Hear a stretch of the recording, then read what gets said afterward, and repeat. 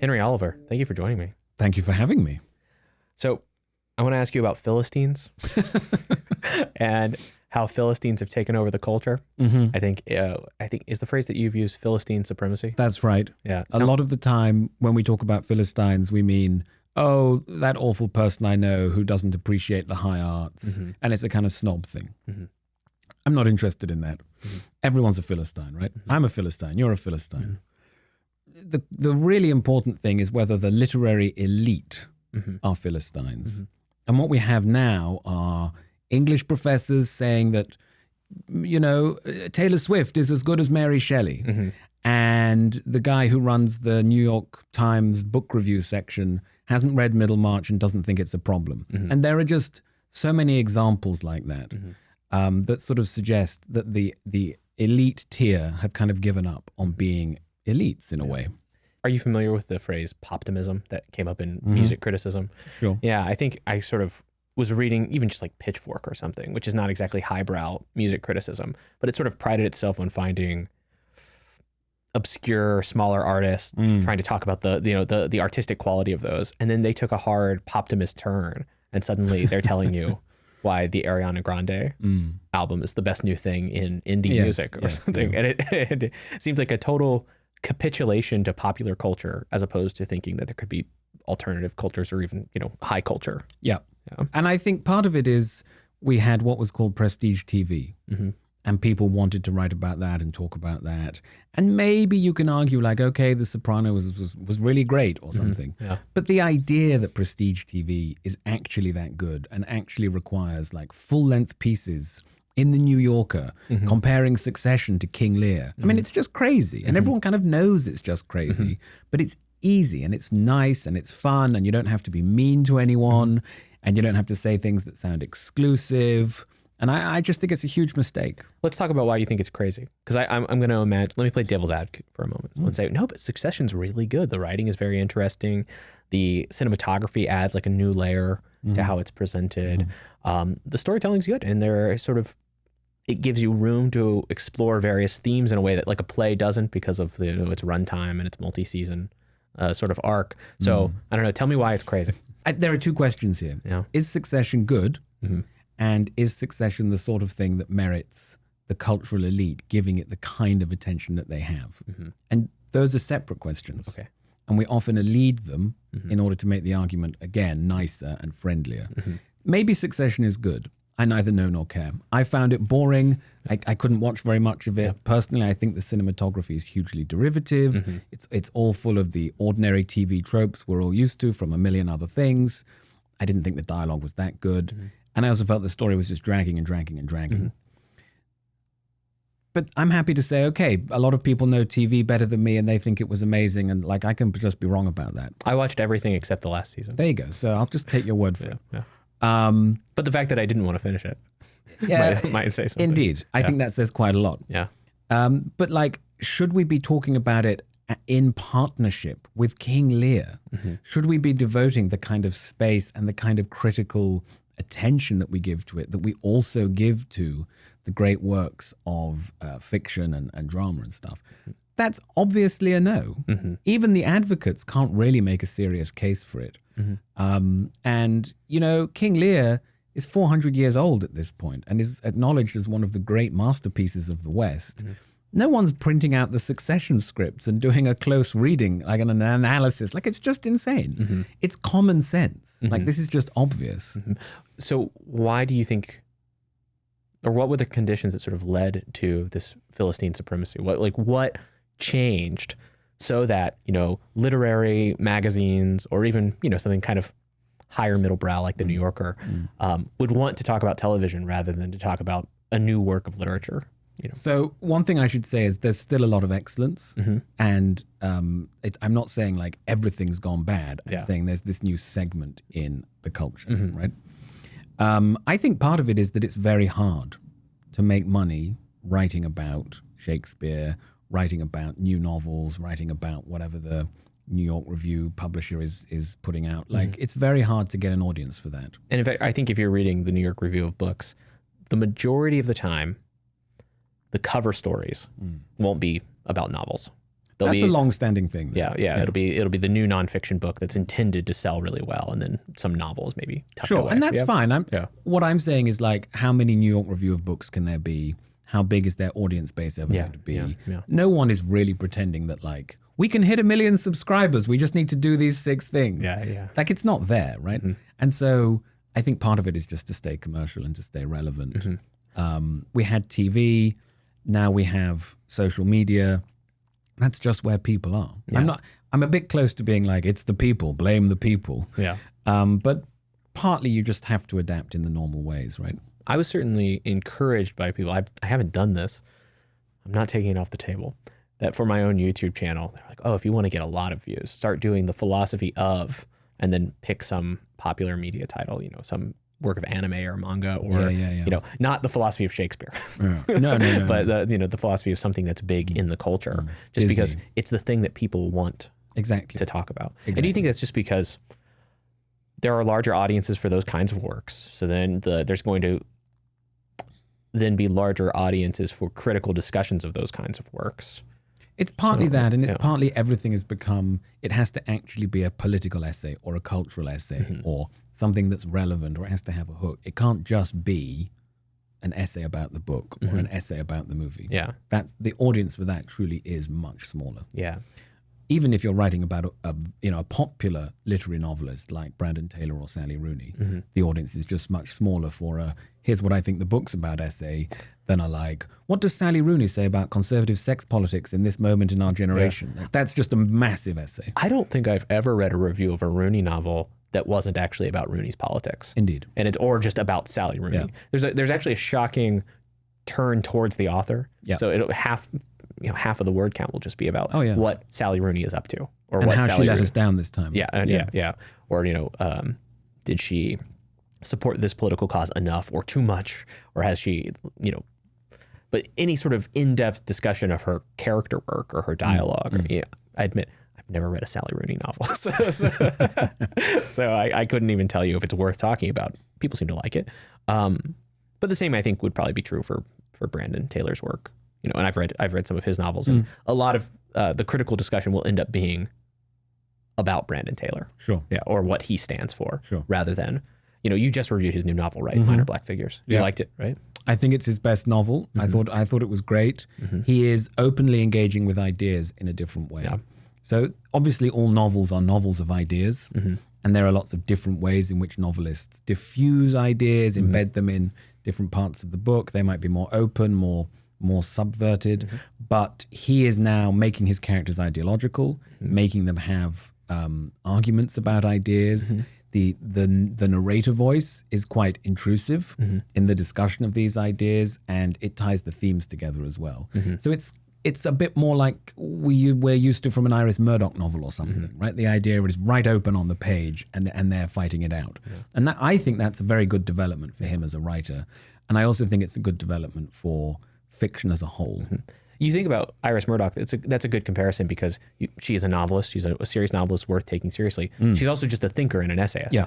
And Brandon has increasingly, if you just follow what he does online, he's engaging very much with literary criticism, with philosophy, That's right. with, and it would be very hard for a good writer to engage with that and then not want to bring it into the novel somehow. Exactly. But I don't know how many writers are consciously doing that while trying to write literary fiction that's not purposefully experimental, maybe, and aiming for a niche, where he's writing at major presses and writing big novels, but also engaging with ideas. Right, and he's trying to revive realism in a way, because there's a large segment of the literary community that dislikes realism, and he's trying to defend it. He's been reading Lukács and Zola, and he's really like dug into what is realism, and is trying to like bring some of those things back.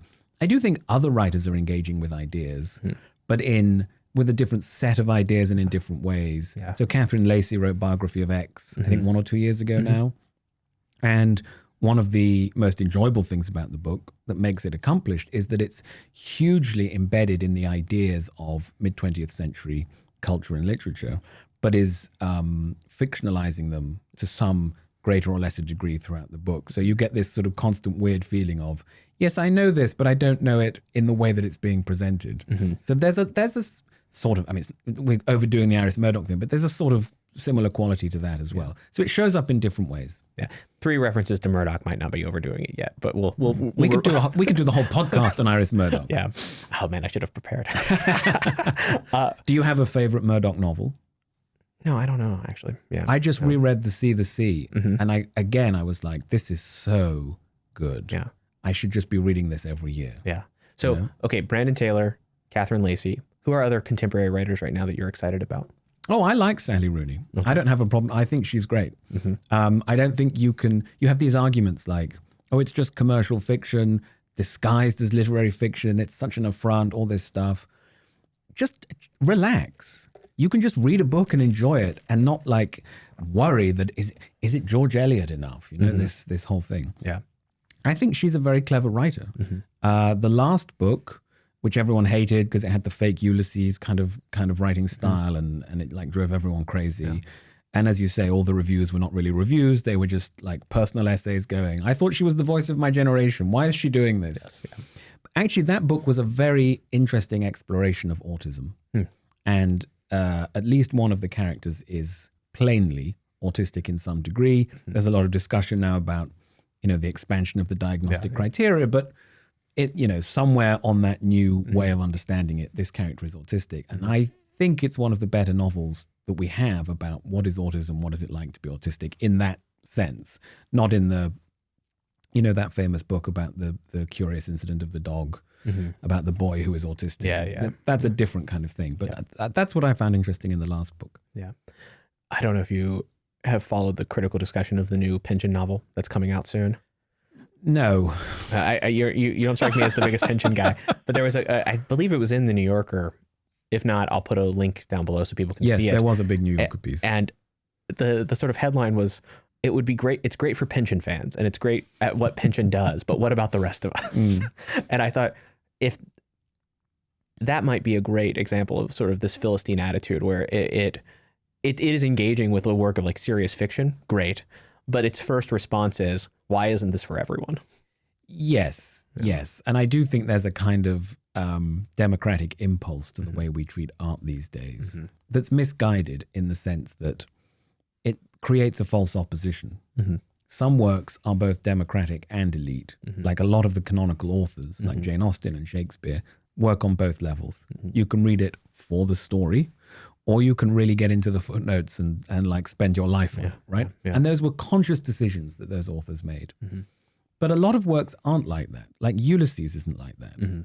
You can everyone can read it and get something from it, but Ulysses is a conscious attempt to do something else. Yeah. And that's fine. And we should just relax. Like, what's the big deal? There is a group in they meet at the Austin Public Library once a week, and they have been reading Finnegan's Wake for 10 years. And it's like 6 or 7 of them meet. There was a news story about them. Yes. And at least I believe they're in the Austin Public Library. I'll have to check that as well. And they're starting again, right? Yes. And I think, but they spent, years just going page by page together and really diving in, because it's the kind of novel that could do that. And it's very much not a democratic novel. If you think, I'm going to read Finnegan's Wake in a month by reading it an hour before bed every night. Get real. Yeah. It's just not that sort of book. But that I think is the perfect example. I'm so glad you brought that up. I loved that news story because it is open to people, the non-democratic form of art. Yeah. It's not like pure, there used to be this idea that I think Frank Kermode first said it and then Philip Larkin said it and Betchman used to say this. Modernism had put up a no-through way sign on the road and they said people can't come in anymore, literature's not for you anymore. But in a funny way, that sort of both is and isn't true, and that sign is a simultaneously invitation to say, well, actually, if you want to go to the library every week for a decade, it is for you. Yeah. And for some people, that is quite democratic, right? I think that this is a part of the positive legacy of Harold Bloom, because Bloom is sort of held up as the great snob. Yes. He hates Harry Potter. He hates Stephen King.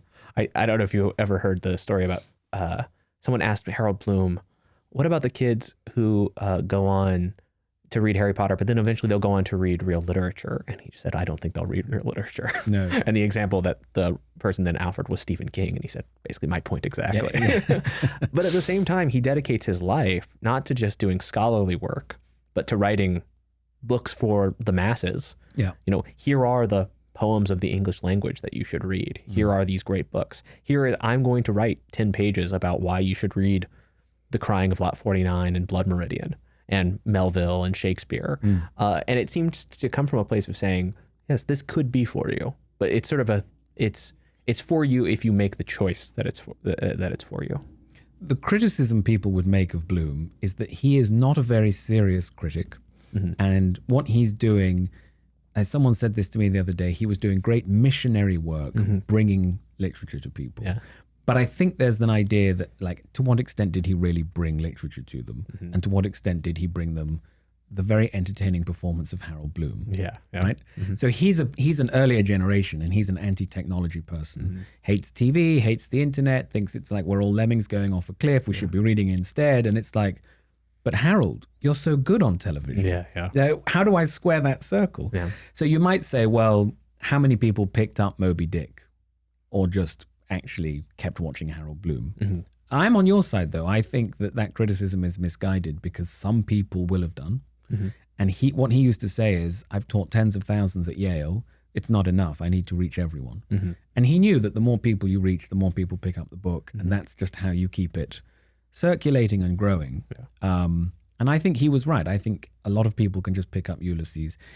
Just read it and don't understand some bits of it, and you'll still get, if you get like half of Ulysses, wow. Amazing. Some bits of Moby Dick, you'll be thinking, you know, what am I reading? That's good. That's the best part of reading. So I agree with you. I think he did great work, and he's unloved in the Academy, maybe for sensible reasons, but he was one of the last great bridges between the Academy and the public. I've never read his, critical works. I've never read his writing specifically on Shakespeare. I've never read Shakespeare and The Invention of the Human. Yeah. I know you did an interview with another Shakespeare scholar recently who did not have kind things to say about Rodri that. Lewis, who is a wonderful Shakespeare scholar, and his book, Shakespeare's Tragic Art, I fully recommend to everyone. Really, really a brilliant book.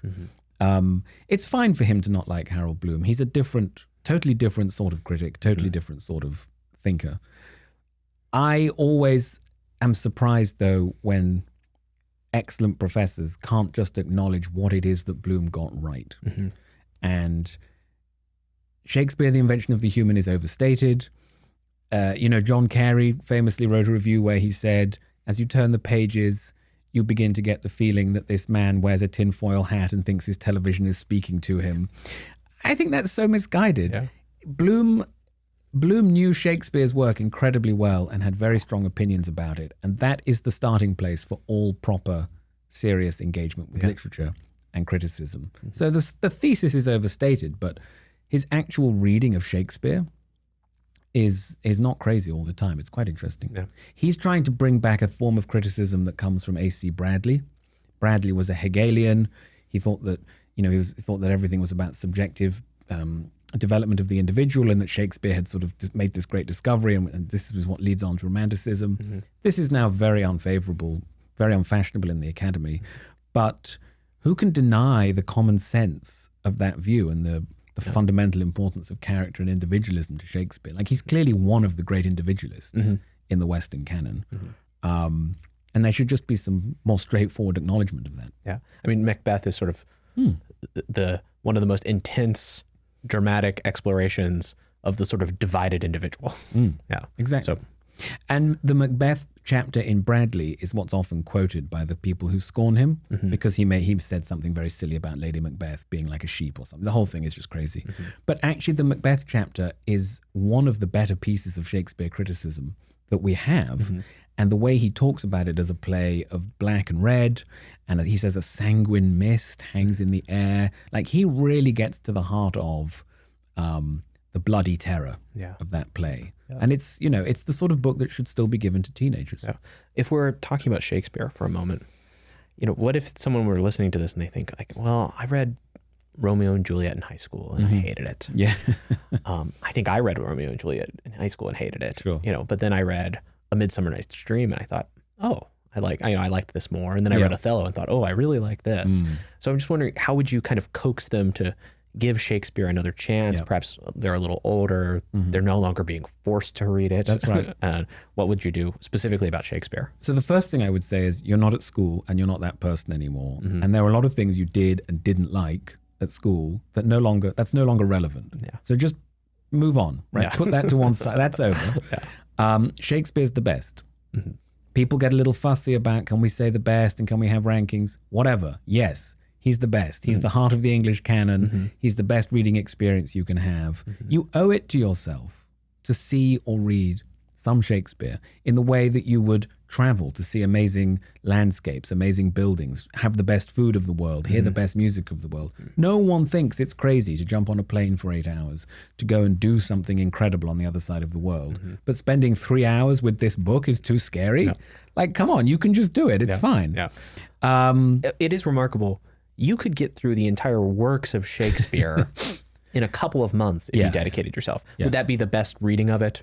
Probably not. But you could know Shakespeare front to back. In 3 months. If you just set aside a few hours. And also, like, the nice thing about Shakespeare is that unlike other classic works, you can watch it and that is legitimate. Right? Watching the movie of Jane Austen is not really the same. It's not really good enough. Yeah, you can watch Shakespeare, of course. If that's the only way you get Shakespeare, that's also fine. There are some good films. There are some good BBC productions. I think he often suffers in performance. I think he never fails on the page, but he does sometimes fail on the stage. Not his fault, the fault of the people who don't know how to put his work on properly. But, you know, The Hollow Crown, the BBC production, it's on Amazon Prime and you know, various platforms. Tom Hiddleston playing Henry V. These are really good.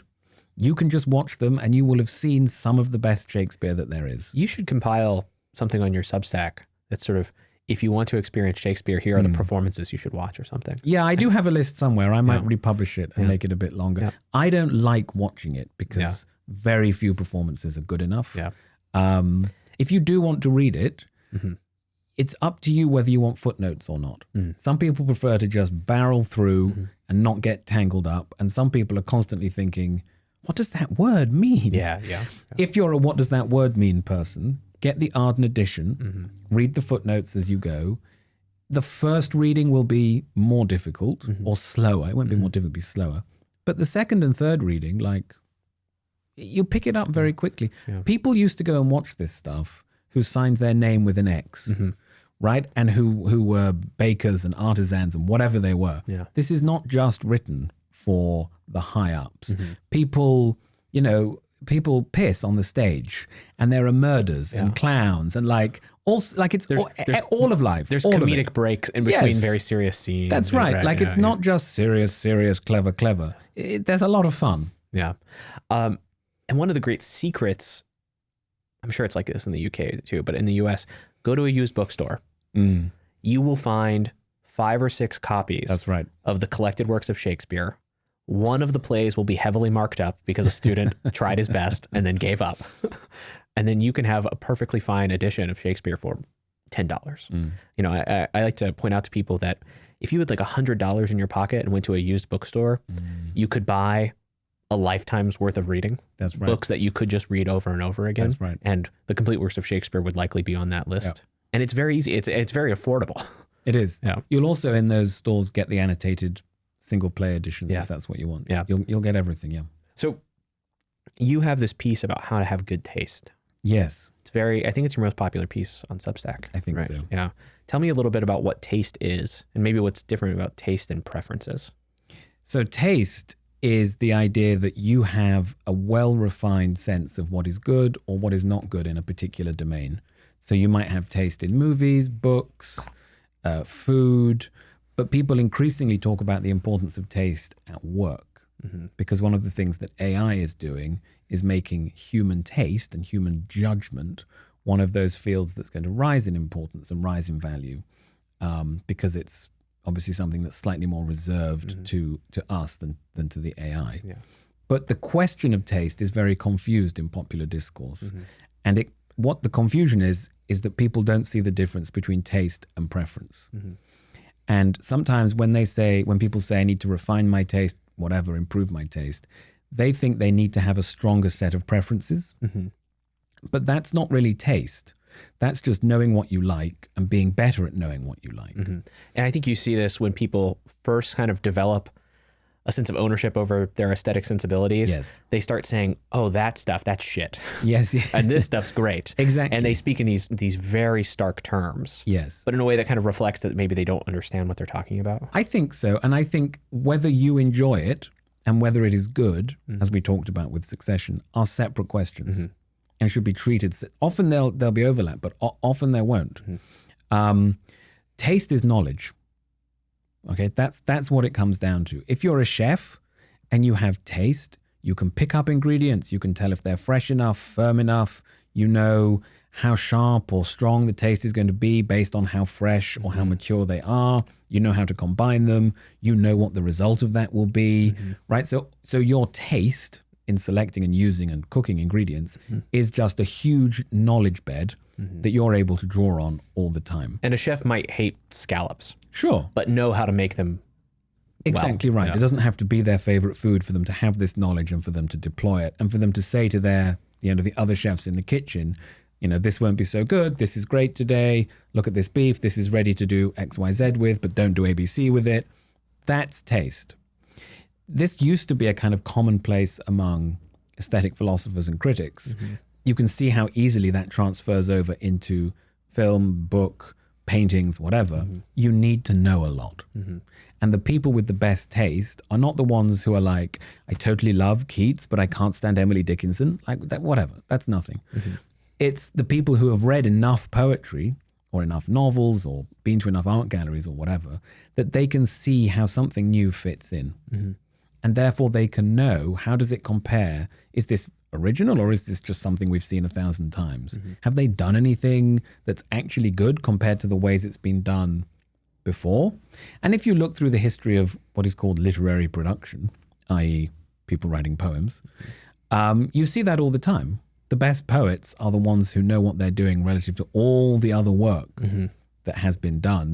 They have an extensive education, right? They have this deep immersion in the culture. Mm-hmm. They're not just people with the strongest feelings or the biggest preferences. So these are the ideas that need to be brought into commercial life to understand that taste isn't just what you like, it's you knowing why you like it and how it compares to other things.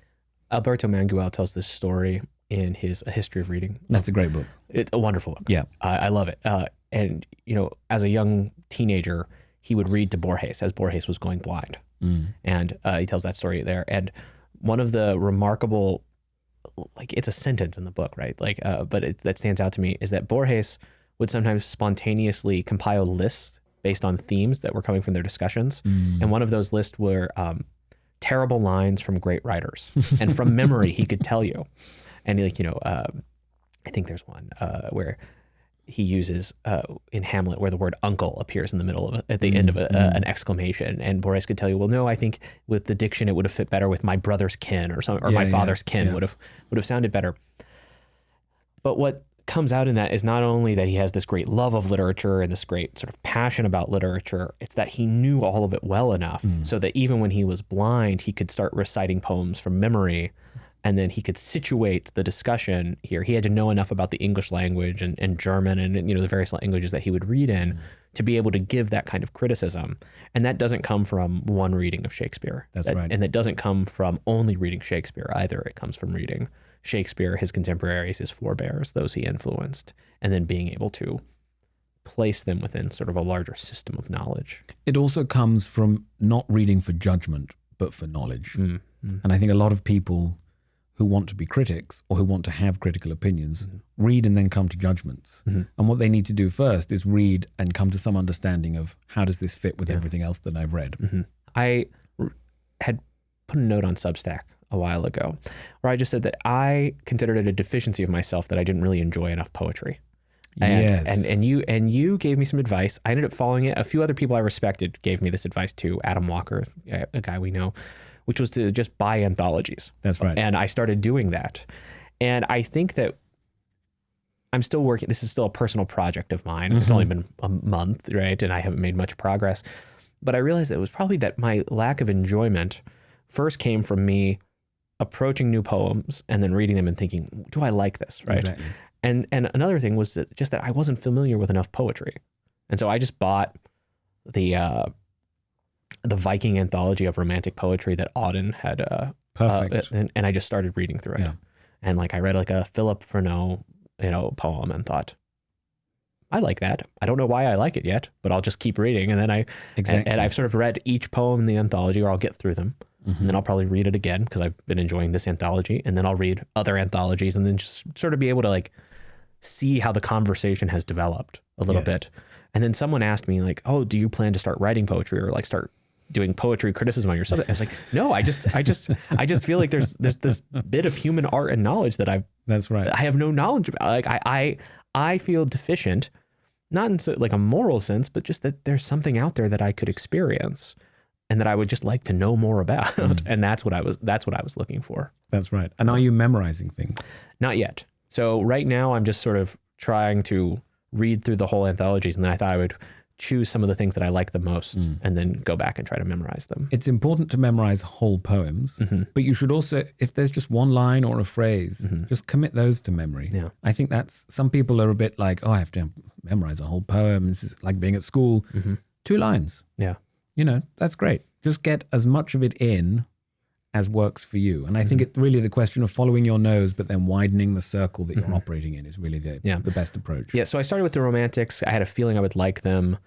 I'm sure there are going to be other eras of poetry or other schools of poetry that I like less, but that I need to sort of experience in order to understand. Well, a lot of people start with the romantics and they are popular for a reason. But, we talked about the role of pleasure and preference. Obviously, that does have a role. And I'm not saying like, just read for thousands of hours things you don't enjoy in order to become a stern critic. Like, no. Yeah. Read what you like, follow your nose. Just don't confuse that with proper judgment. Yeah. And I don't think I ever have any desire to start writing criticism of poetry, or anything like this. But it just came like, I'd like to be a slightly more fleshed out human being. And poetry seems to be a component of that. Poetry is one of the great excellences of human culture. Why wouldn't you want to read it? Yeah. There's a poem about everything, right? There are poems about laundry.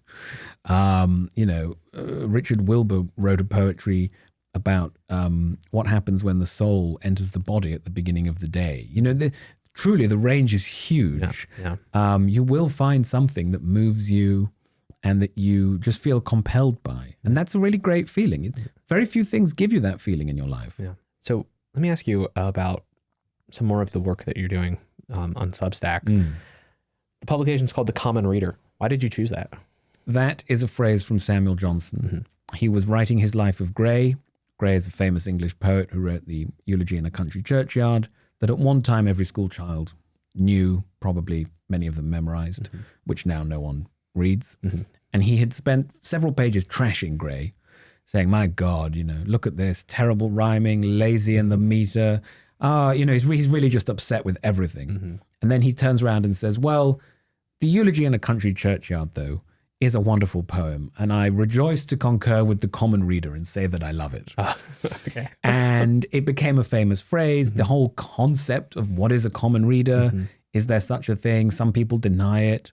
But you can see with the rise of commercial society, the sheer number of books that were published in the 18th and 19th centuries, there did become such a thing as a common reader. They're not involved in criticism, academia, maybe they're not very well schooled, maybe they're not even formally trained in literature in any way. They pick up the books and they read them, and the tradition is there for them.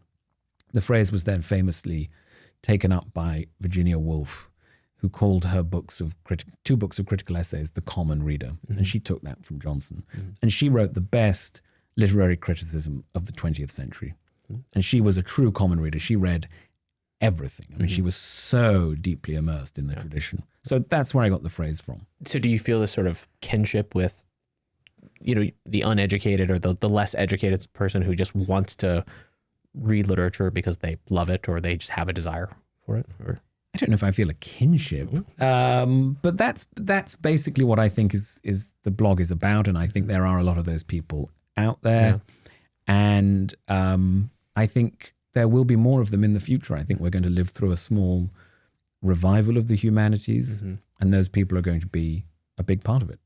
Yeah, I definitely suspect that we are going to see an emergence of kind of an era of autodidacts. Yeah. People who are just curious about knowledge or about art that's out there. And for a very long time, we thought that if you wanted to explore any of those topics, you went to school, you went to university, maybe you went and got a master's degree, maybe consider doing a PhD, and then you were serious enough to like really discuss this stuff. But I think that increasingly people have this urge to sort of take their education in their own hands. Yes. I've written about this a decent amount. And I think the humanities stand to benefit from that. Yes. I don't think that they have, I do not endorse a view that some people would want to put out that, the academy has killed the humanities or anything like this. I think people who say that often don't know what's going on in the academy. But I think that the humanities can thrive outside of the academy in a way that, say, mechanical engineering can't. Exactly. Yeah. Well, but also even when the academy's doing well, it relies on having common readers. And there is a much more direct relationship than there is with, maybe some of the more STEM subjects. Yeah. In the sense that people who have nothing to do with it, who never took the degree, are a big part of your reading base for the primary texts, at least. And even if the professors don't want to be directly engaged with those people, simply the fact that they exist is part of why we have as many departments, as many courses, as many graduates as we do. So I think it's very important. Yeah. And I also think we wouldn't have literature if we didn't have an ordinary audience. Someone has to buy the books. Well, someone has to want the books to exist, is how I would say it. Because you used to have this before they were selling lots of, like Chaucer didn't sell any books, right? Sold some manuscripts maybe, but there were still people who wanted to have his poems read out. And those people were not always in the universities. Maybe they were at court, or maybe they were elites in their own way, but like fine. In one sense, they're still common readers. And that's very, very important for poetry. I think there are certain topics in the academy that you're incentivized to write about just due to the nature of publishing regularly, in scholarly journals. I had a very close friend of mine who was the best man at my wedding. He was working on his PhD in English literature. And when he first applied to programs and they asked for what sort of research he was interested in, and he wanted to explore the concept of beauty in the works of Nabokov. And his undergraduate advisor who was helping him write his application said, "You can't say that. No one will think that that's a serious research topic." And he kind of filtered it through like a political lens first. And he's like, "But I'm going to get back to writing about beauty in Nabokov." He never got back to writing about beauty in Nabokov. He started to just, I think that what happened was then he started going through the sort of regular motions of getting a PhD in English literature, where so much of it's cultural studies. They'll even explicitly say this, what is your specialization? Cultural studies. Or some sort of digital humanities that involves a lot of textual history or something like this, working with databases and archives, which all of it can be interesting. But it seemed like someone who just wanted to go in and say, "I'm just so in love with reading Shakespeare. I'm so in love with the way he uses language," would have a bit of a harder time being taken seriously as a scholar. And in that way, if you just want to read Shakespeare because you love the language, then just being someone who reads Shakespeare outside of the confines of the academy might just be the right choice for you. Yeah, I do think, so I agree with a lot of that. And I think beauty has been undervalued and remains undervalued. There was a famous book, I think called On Beauty by Catherine Belsey, who was one of these dreadful postmodernists who used to say that, we can't say that Shakespeare was better than anything else being produced in his day, and it's all just cultural judgment and all this complete rubbish. And that series of lectures was the inspiration for Zadie Smith's novel On Beauty. And it's a good series of lectures, but it's a slightly tortured process where she's trying to sort of come to terms with the idea that we can just accept beauty and think that it's good. And it's sort of basically a Platonic argument. And it's like, why do we need to be so convoluted about, why do we need to talk ourselves into this? Like, this is known. This has been known for centuries. This is just what it is. It's part of the basic experience of coming to literature.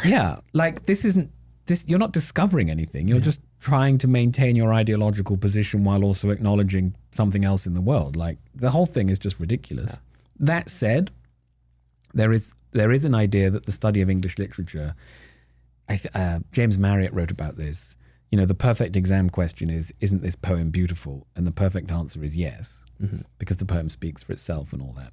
I think that's very misguided. And I think that the appreciation of beauty and the understanding of how it is that the poem is beautiful is an important part of criticism. But academic research must contribute to knowledge in some way. Yeah. Right? And if you can write about Nabokov and say, like, what is the conception of beauty in this novel? What is Nabokov's idea of beauty? How does he achieve that beauty? And tell us something we have not really understood about Nabokov before. That's great. But if you just want to enjoy it because it's wonderful, I'm not convinced that is graduate school worthy of a PhD or whatever. Yeah. So I'm sort of in the middle on this one, right? And if you get to the point of saying the poem is beautiful, it speaks for itself, it doesn't need anything else added, it's like, great, so what are you doing here? Yeah. Like, I agree, but we don't need you with the PhD for that, right? Yeah. You're not a scholar or a critic at that point. You're just someone who loves it. Or maybe you're a sort of critic, but that's not scholarship. Yeah. So I think the whole debate, again, it gets very confused and ideological. And are we talking about how we teach undergraduates? Are we talking about what's a suitable topic of like archival research? But I do agree, beauty is fundamental, and you know, the great English poets are frequently very, very beautiful writers, as are many of the prose writers, and many of the people we would associate with other disciplines. John Stuart Mill is a beautiful writer. Adam Smith is frequently a beautiful writer. Yeah, I think David Hume's a beautiful writer. David Hume's a wonderful writer. Yeah. So let's go back to taste for a minute, because I feel like we wandered. How does one then develop their taste? If they say to you, Henry, I really want to have better taste. Yeah. What's the process? Well, we have in fact been discussing that in the last few questions, right? Yeah. You're doing that with your anthologies, but also these questions surrounding beauty and how to appreciate something. Those are the questions that you're learning to answer as you develop taste. So as you get your anthologies and do more reading and just think more seriously to yourself, not just what do I like, not just do I like it, but what do I like about it, right?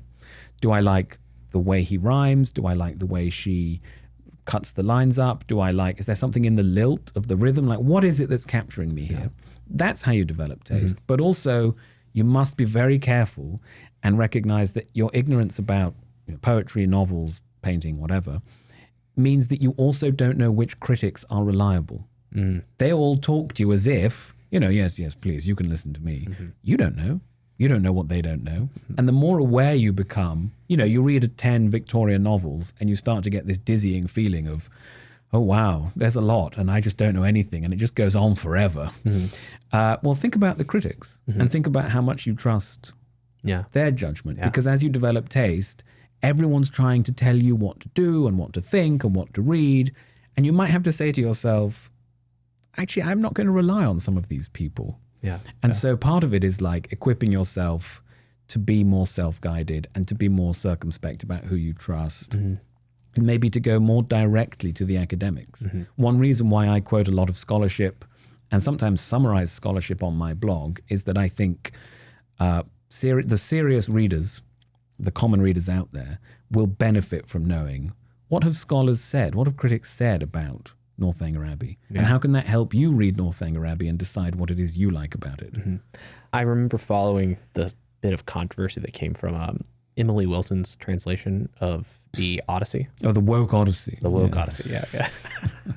And I had read her translation of the Odyssey. Yeah, it's good. And I thought it was good. Yeah. But I don't know enough Greek to be able to really get into the details of it, but I found it to be a very enjoyable read. And a friend of mine who knows Greek quite well pointed out that some of the critics would regularly talk about how she hadn't captured the rhythm of the original Greek, and then they would go on to describe the rhythm or the meter of the original Greek, and he's like, they're wrong. Like but if you didn't know enough about Greek, you wouldn't even be able to assess the argument, and it's very easy to sort of write authoritatively or to write in a way that seems authoritative. by saying, "Oh, she's just failed to capture the meter of Homer," and you go, "Oh, Hasn't yes, everyone? yeah, Yes, yes." yeah. And she's like, "I don't think you can capture the meter of Homer in English, or it would be incredibly difficult to do so." There's a new translation of the Odyssey, and I'm unwell, and I can't bring the translator's name to mind. He's very well known. He's translated other things. It is a good translation, but he has done something like what the original lines were. So he's stuck very closely to the wording.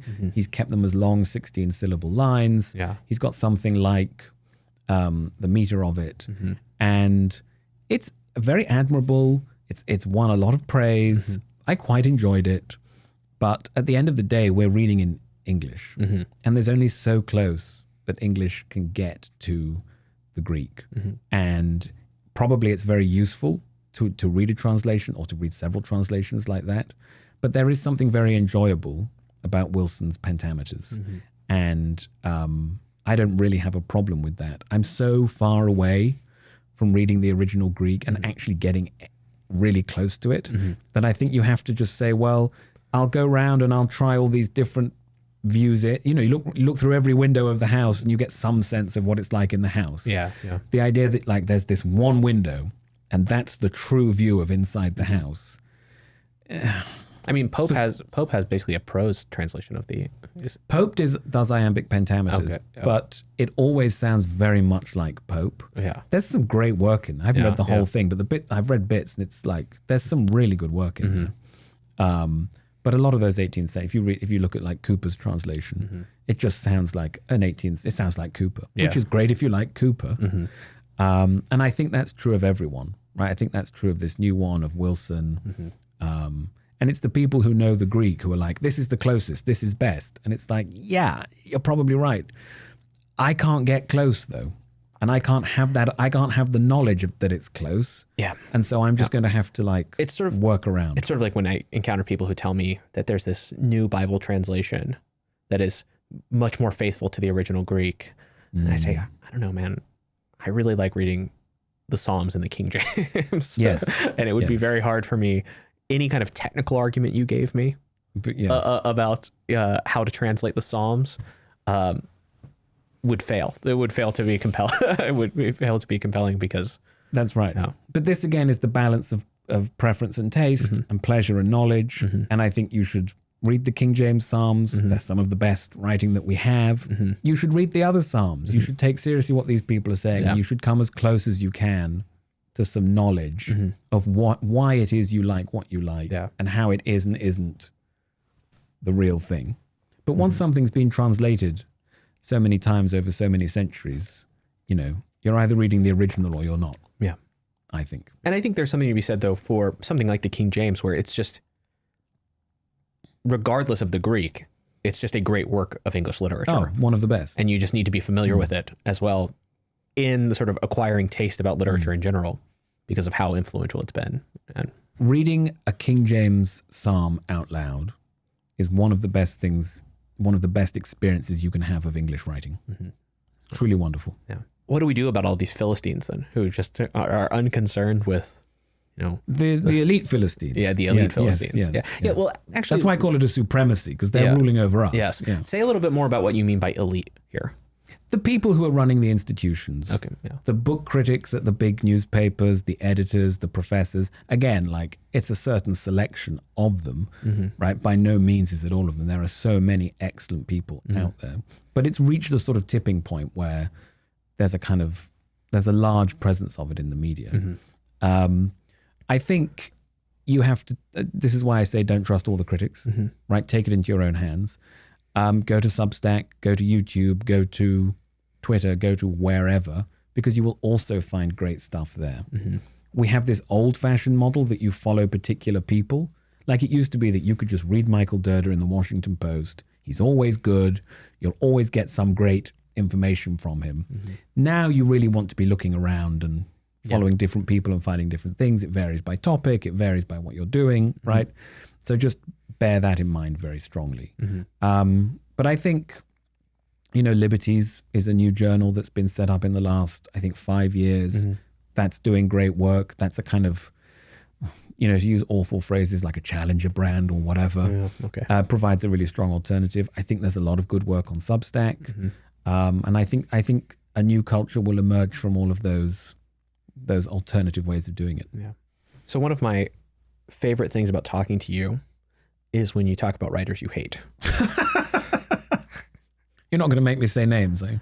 Well, we won't talk about any contemporary writers. No. Yeah. I don't know, are there canonical writers that you think are just overrated, that have just been included because you're kind of a defender of the canon on the grounds that it's all pretty good.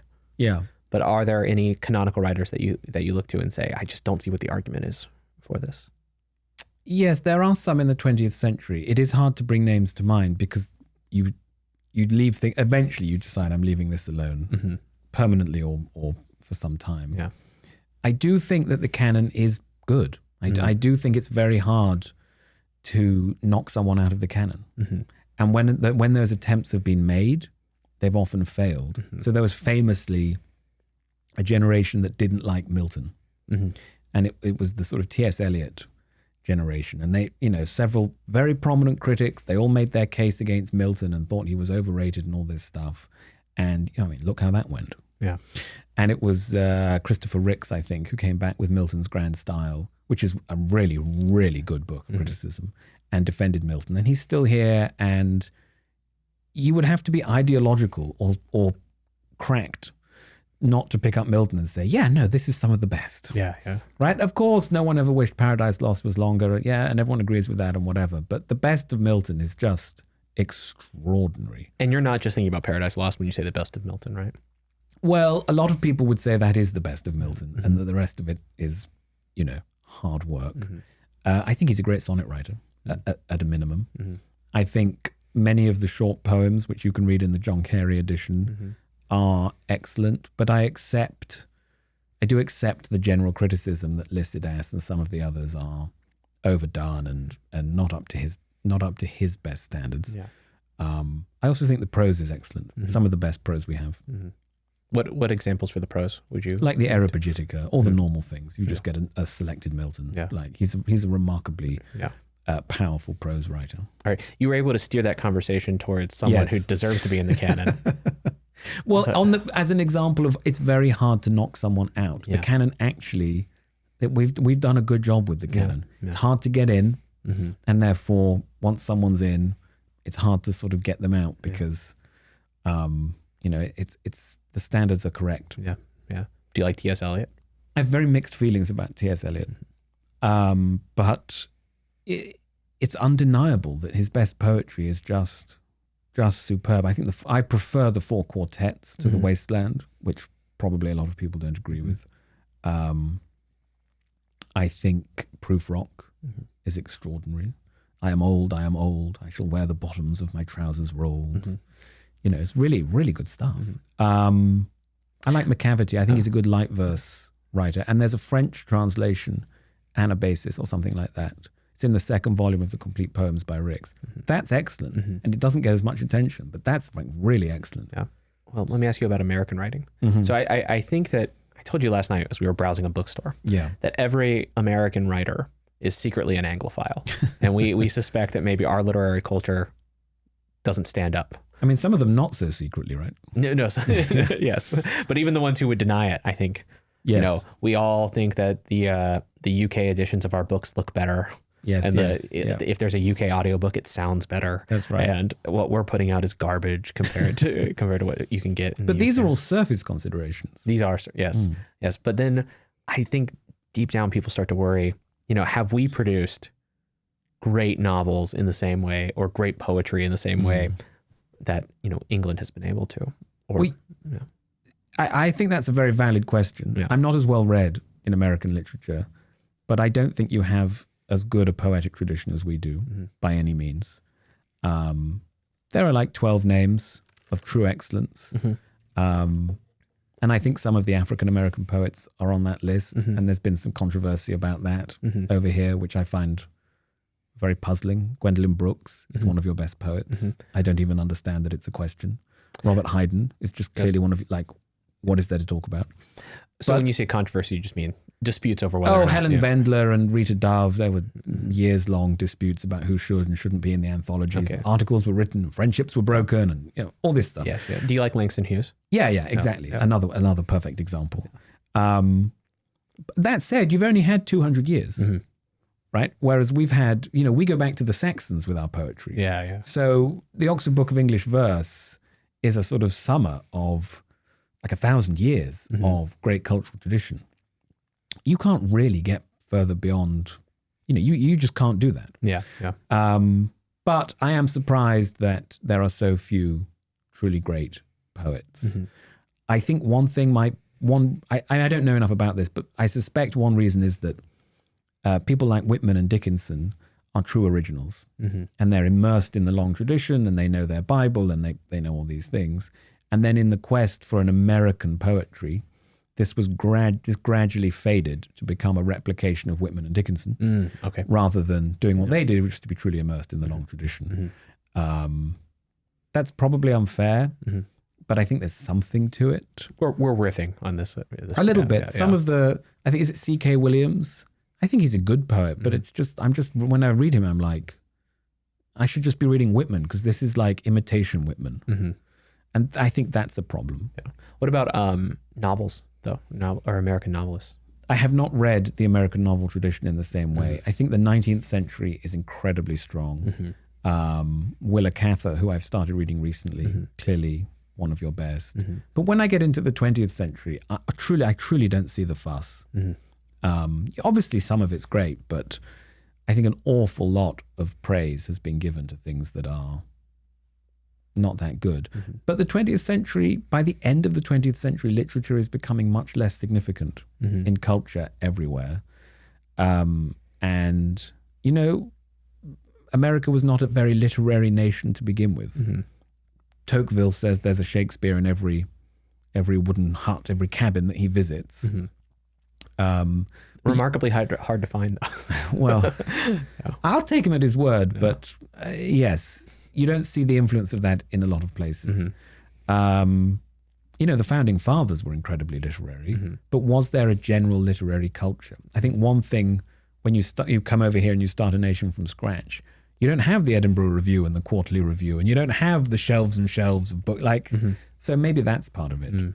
But no, I'm generally, this idea that the mid-20th century, like Saul Bellow and all these people, and they're all such geniuses, I don't really see it. Okay, interesting. But I'm very English, so that might be the problem. You are very English. Yeah. In my tastes. I'm very English in my literary tastes. Yeah. I don't know. I met you yesterday at the airport, and you say like hello the first time or something. I'm like, this guy's very English. And then I drop you off at your hotel, and you're like, cheerio, and I'm like, see you later. And I'm like, oh, that was almost painfully, the contrast was painful. I've said things to Americans like, I see them in the morning and I say, are you all right? And they're like, why wouldn't I be all right? Yeah. And I said, oh, it's just something we say in England, you all right? And they're like, no, it's more like, are you great? Yeah. And I can't do that. That's too American for me. Yeah. But a lot of your best American writers, as you say, are very English. And I think maybe you'd benefit from more overtly Anglophile writing. Yeah. Who do you have in mind when you say very Robert English? Frost. Robert Frost. Okay. He's very, very American in his themes and treatments, but his influences are all English Victorian. He's kind of a modernist, but he's a modernist who wants to go back to the 1880s, and he had to go to England to write his poems. He wrote Birches. He had all the drafts in his suitcase. He had 100 pieces of paper in his suitcase. And he was in this little village in Buckinghamshire, and that's where he wrote Birches, which is, the perfectly American poem. Yeah. But he had to go to England to do it. Yeah. I know you like Melville. Yes. Or at least you like Moby Dick. Yes. But you don't maybe like his poetry so much. I tried reading the Civil War poems, and I think, is it Shenandoah? Or there's one about a particular battle that I read the other day, and I thought that was excellent. But in general, I just did not. I thought the poems would be excellent based on Moby Dick, but not really. I don't know.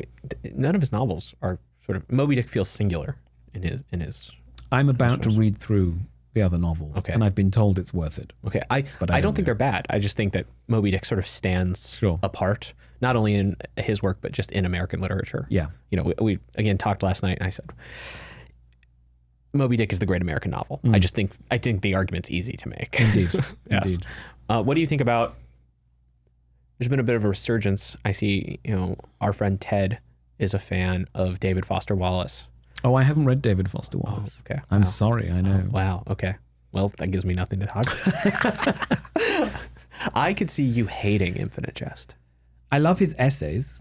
I think he's a great essayist. Yeah. I've read most of those. I don't feel compelled. I read some of Mason and Dixon and a couple of the other novels of that ilk that came out at that time, and I didn't like any of them. Yeah. You also haven't read DeLillo. Nope. Yeah. None of it appeals to me at all. Yeah. I'll try it at some point, but so I do like this about you, that you're willing to say it doesn't appeal to me. I'll try it. Of course, yeah. That's a for a lot of people that's a weird sentence to say. Well, but I'm trying to be a professional critic in some way. Yeah. And American literature is not exactly my area, but I need to know some more about the 20th century American novel. Yeah. And I will do that. So I sort of consider you like a non-institutional professional critic. I suppose so, but I'm at the Mercatus Center now, so I'm being institutionalized. Tell people about the Mercatus Center so they understand. The Mercatus Center is a think tank in Washington, D.C. dedicated to classical liberal ideas, and they cover all the things you would expect them to cover: housing policy, monetary policy, labor markets, right, fiscal policy, all these questions. But they're now dedicated to developing talent, and they think that classical liberal ideas are best defended, explained, and spread by the cultivation of talent. So they have dozens of programs for undergraduates and graduates and postgraduates and people like me, where they either directly teach, Adam Smith, John Stuart Mill, Hayek, whatever it is, public choice, game theory, all these things, or programs like the one I'm on, where they give you a lot of help and resources, and they work with you to develop your work into something bigger and more public and grow an audience for it. And you're there for a year? Or 2 years. 2 years. Yeah. Oh, excellent. Yeah, it's very exciting. It's easier to move your family across an ocean if it's going to be for 2 years. I think so. Yeah. 1 year, the kids would just get settled. But on the other hand, they might want to go home. Let's see. Yeah. So my work there is focused on the overlaps between classical liberal thinking and literature. Yeah. So, for example, the question of empathy and literature is widely discussed these days. Yeah. And I want to bring in some Adam Smith into the consideration of that and to see how his ideas can be traced through the great novelists. I want to look at the way that Adam Smith influenced Jane Austen, not just in terms of the ideas, but her narrative techniques. I'm interested in liberalism in Jonathan Swift, and I think there's lots of interesting stuff to say there. But I'm more broadly working on the idea of literature and the pursuit of happiness. Oh, okay. Because one of the themes of classical liberal thought is human flourishing. But when we talk about liberalism today, people take it as a kind of hands-off, indifferent, minimalist philosophy. Liberals, some of them don't want to look into the souls of men, and some of them are accused of not wanting to look into the souls of men. That didn't bother John Stuart Mill, and it didn't bother Adam Smith. And I think there's room for a liberalism that's more expansive like that. Yeah. But you already see that in like Scott Sumner on his blog. I don't know to what extent he's doing that consciously or he would want to be associated with what I'm saying, but it's clearly what's happening there. Yeah. And he has really good canonical values. Like he's great when he writes about stuff like that. And he clearly sees that as part of human flourishing. Cass Sunstein, just written a book on liberalism, covers some of these issues as well. So I think it's coming back. Okay. So you mentioned this role of empathy. I hear this argument for why you should read literature sometimes that goes, literature is going to make you a better person because it's going to make you a more moral person. And I have to admit, I'm incredibly skeptical of this. The great monsters of history have often read a lot of literature. And written it. Yes. And so, I don't know, what's wrong with that line of thought? It's not even an argument. It's just, it's an observation people make as if it's true. And it goes something like, well, you get inside of other characters' heads, and thus you'll become more empathetic. And as you become more empathetic, you'll become kinder and gentler, and you won't commit mass atrocities or something. But I'm sure that there were, guards at death camps with classic literature in their back pockets. There were, and you don't even need to get that far. You just need to remember that Graham Greene said every great writer has a shard of ice in his heart. So the people you're learning this empathy from, in many ways were not very nice or empathetic themselves all the time. Some of them were. Like, I don't think anyone really thinks that Jane Austen wasn't a good person, but it's by no means a settled thing. Obviously, the argument itself is poorly reasoned, and it makes a lot of leaps and assumptions, and just as a piece of reasoning, it's pretty bad. But if we just put that aside and get into the question of empathy, I think the confusion lies in what do we mean by empathy? And there are, I think, basically two arguments, one for contagious empathy and one for imaginative empathy. Contagious empathy was defined by Hume, who said that when you have a feeling, it transfers to me the way that a wiggle on the end of a piece of string transfers through the string. So what this means is that if you stub your toe, I feel the pain that you feel. I get exactly the pain. Contagion as in I can catch a cold from you, right? I think that's just obviously wrong. That's completely insane. For one thing, I don't feel the same pain that you feel when you stub your toe. That's like my toe is not in pain. Right? That's just a physical question. For another thing, someone said online to me the other day, oh, well, the higher order skill of reading is that you know what Natasha feels like at the ball in War and Peace. And I was like, we're middle-aged men in the 21st century. We don't know what she feels like. What are you saying? That's insane. There were middle-aged men in the ballroom in the novel who didn't know what she felt like at the time. Like that was the whole point of the scene in a way. Now, there is some obvious contagion in human society. And if you look around the political culture of the last decade, there have been vast amounts of contagion. And when people talk about the vibes changing and when movements sort of rise and fall and shift in these weird ways, a lot of that is contagion. I think a lot of the teenage mental health crisis is contagion. A lot of the worry about phones is contagion. I'm not trying to give this as the overall explanation, but it's clearly there. But there is a contagious element. There's some contagion in human life. We are sort of mimetic, or as people say, we want to... Exactly. Yeah, I think that's also often way overstated. Oh my God, we can do a whole hour on that. Yeah. But the point is we're also immune from each other. That's why when one group gets a contagion for woke ideas, another group gets a contagion for anti-woke ideas. And you have to acknowledge that, like, they cannot cross lines. There is some kind of immunity between those two groups. It is then not too long until the groups themselves start to fragment into subgroups, and the contagion that happens in the subgroups is immune from another subgroup. And so in an important way, whatever contagion we have as humans is limited by a full resistance to other people. And you see this on the level of like parents and their children, people going through a divorce, people with difficult employees who they're managing, complete inability to catch or to be contagious of any of the feelings of the person opposite to them, right? So I think the whole empathy as contagion theory is not just flawed as like, of course you don't know what an 18-year-old girl feels like in a novel, but it's also flawed as a conception of what humans are and how they share their feelings. So this takes us to imaginative empathy, which is what Smith said in the theory of moral sentiments. And he said, okay, I don't feel the exact pain that he feels when he stubs his toe, but I imagine what it would be like for me to stub my toe. And I feel that. And so the two crucial differences there are, Smith does want you to like put yourself in the other person's shoes, but he knows that you're doing it based on your feelings. You're bringing yourself into play. And he also says, well, that's quite hard.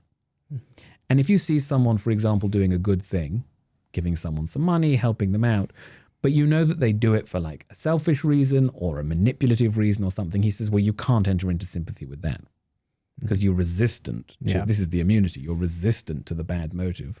So he has this much more complicated view of when we can and can't empathize and how imaginative we have to be about it. And if you look through Austen, Eliot, Isaiah Berlin, various other writers, they are often, Iris Murdoch in fact, they're often saying a similar thing.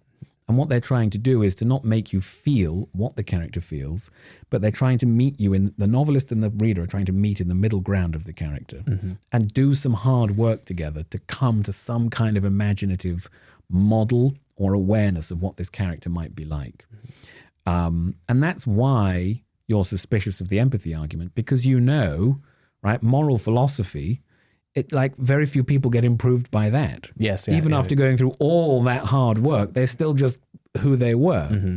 And so the idea that a novel has some magical power to overcome that hard work, I mean, that's wrong. Yeah. It's this difficult meeting in the middle that we have. Mm-hmm. And Sally Rooney does that, and Brandon Taylor do that. They're constantly trying to engage the familiar sentiments of their readers and then turn them around and say, well, let's look at this character and see how they do and don't fit with that and how well they do. Mm-hmm. And that a lot of readers don't want it or miss it. And there's a long history of readers denying it, Mm-hmm. but it's clearly what the novelists are up to. Yeah. I think that's a nice point at the end here, that readers can also resist it. Oh, yeah. And so just the act of reading is not going to be enough. No. And then the natural line of thought is like, but what if I go in consciously trying to transform myself? Well, you're very good at deluding yourself, or you're very good at missing the point. I mean, it's just, I don't know, of all of the arguments for why you should read literature, I think moral improvement might be the worst one. I think it's possible. Yeah. And I think if you want to morally improve yourself, reading literature can be a very important part of that. But as you say, like, it's hard work. It requires more than just novels. Mm-hmm. And it's part of a bigger pattern in your life rather than just some magical effect that novels have. Yeah. What was the last book that you read that you thought was trash? Oh gosh. I mean, I put so many books down so quickly. I can't even think of the title. Mm-hmm. I just, you read a chapter and you think, no, this is going. No, thank you. Yeah. Yeah. Well, and I don't like naming them, actually. I Yeah, don't want them to get any coverage. yeah. Okay. What was the last book, aside from Brandon's book, since you reviewed that, the last book that you read that you thought was just great? Oh, well, I read The Sea. I read The Masterpiece by Zola. Mm-hmm. I looked at The Map in the Territory by Houellebecq for the Brandon review. That's a really good book. Yeah. Yeah. I like all the Houellebecq I've read. I haven't read everything, but the last two since Submission are terrible. Mm-hmm. Really let himself down. I haven't read any of the new stuff. No, don't read it. No, it's worse. Yeah. But I liked Platform. I liked the Buckley biography. Mm-hmm. I read a mixed review of it, but I read the whole book and I was very engaged throughout. I thought that was really good. And I just reread Mansfield Park, and that might be my favorite Austen. That's a really good book. Yeah, but being like Henry Oliver likes Jane Austen. I know, big news. Yeah. Well, Henry, I think we're kind of reaching a natural stopping point here, but I want to ask you our final question. We ask all of our guests. Okay. I ask for a book recommendation for the listeners. It's supposed to be a book everybody should read, but for some reason nobody's reading it. And I prepared you for this. I hope you have something good. Yeah, I'm going to pick the Oxford Book of English Verse. Mm-hmm. There is something for everyone in it. It is a storehouse of most of the best writing in English. Mm-hmm. A lot of it is, you'll get bits of Paradise Lost, so it might send you to Milton, or you'll get bits of Shakespeare, so it might send you to one of the plays. So it's good for that. But it also just gives you entire poems from hundreds and hundreds of authors. And you might realize that you love the Elizabethans, or you love the modernists, or whatever it is. And there's a lot of stuff in there that you don't get at school. No one is given any Robert Herrick at school. He's wonderful. I just memorized one of his poems because I liked it so much. And that can happen to you with this wonderful anthology. How do you go about memorizing poems? Like, is there a process, or do you just read it a lot and then you find that you're able to recite it? It's a little bit of that. There are two basic things. Ted Hughes talks about a poem as a succession of images. So you need to identify the succession of images, and that's the spine of how you memorize the poem, like structurally. Associated with that, you need to pay a lot of attention to line length and rhyme, and you need to get used to the rhythm and the lilt of it. But then the way I do it is you have the book, or you print it out and get it on your phone or whatever, and you just get the first two lines. Fair daffodils, we weep to see you haste away so soon. It was a little unnatural the way I paused at weep, but that's where the line break is. So then you can memorize it by line. And poems are written in lines, and it's very important that you know where the line breaks are, because it then goes on, as yet the early rising sun has not attained his noon. So then you hear the natural end point of the rhyme, and you know that those four longer lines are completed, and he then drops into short lines. Stay, stay, until the hasting day has run but to its even song. And having prayed together, we will go with you along. So then you're combining that structure of images and rhymes and things you memorized with the repetition. And it makes it much easier to do it in your mind. Some people are better at seeing images. Some people are better at the structural points. But then it doesn't take very long to do it. And you can just say it to yourself. Like, what's that? Like 20 seconds? Yeah. Just say it to yourself when you're in a queue or on the bus or brushing your teeth or I don't know, whatever. Yeah. When I interviewed Victoria Moole, she says she recites poetry at the dentist. You can do it anywhere. Yeah. And then it will stick. All those people who are worried about scrolling on their phones too much or something, just start memorizing poetry. Poetry Foundation. It's the best website for your phone. Yes. Can you recite the whole poem for us? Fair daffodils, we weep to see you haste away so soon. As yet the early rising sun has not attained its noon. Stay, stay until the hasting day has run but to its even song. And having prayed together, we will go with you along. We have short time to stay as you. We have as short a spring, as quick a growth to meet decay as you or anything. We die as your hours do, and dry away like to the summer's rain, or as the pearls of morning's dew that cannot come again. Henry Oliver, thanks for joining me. Thank you for having me.